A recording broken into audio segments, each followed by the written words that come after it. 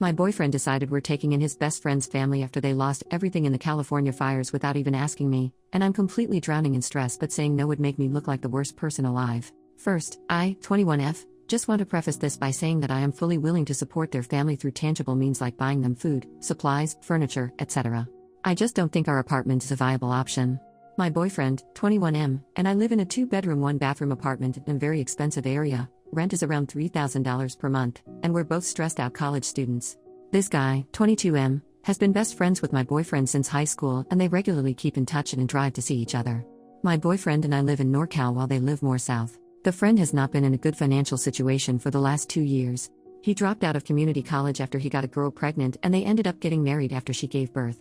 She is now 7 months pregnant with their second child. My boyfriend and I usually go down to visit them together, and we always pay for meals, and I always try to buy a couple of toys for their 2-year-old. We have been in contact with them since last night. They were able to safely evacuate and bring some essentials, including their car, but their house has burnt down. My heart aches for their family, and I really want to help them by transferring money, or even calling some of my friends who live in SoCal to see if they are willing to take them in. But during a FaceTime call this morning, my boyfriend immediately, without any hesitation or asking me, offered up our small apartment to them. They were very, very thankful and at first said that it would be too much for us, but my boyfriend insisted, and then it graciously accepted in the end. I was in the background fairly silent the entire time. After my boyfriend hung up, I asked him why he just extended the offer without even asking me, and he acted shocked and said that he thought that I would 100% support his decision.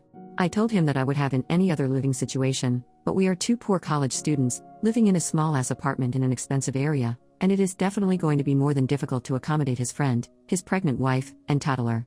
My boyfriend said that I was being a bit selfish and that they just lost their house and that I should be more understanding and sympathetic. And don't get me wrong, I agree that I'm being selfish, but I'm also being reasonable and trying to think rationally. I may be a bit biased since I am in the middle of preparing for the MCAT, which I'm taking in January, and I really need to do well on it, and dear God, it is not an easy test.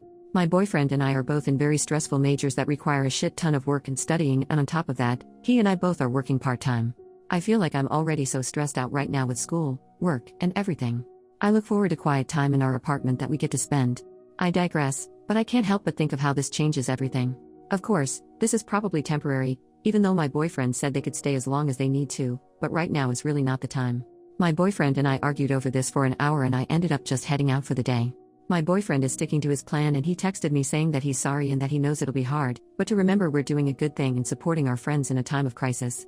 I couldn't help but think that it was really his friend and not ours, but I might just be being bitter. They are planning to drive up tomorrow morning. I am just so worried and stressed and my anxiety is through the roof. I came home around 2 hours ago and noticed that my boyfriend has already set up a mattress in our second bedroom, which is our office and work area.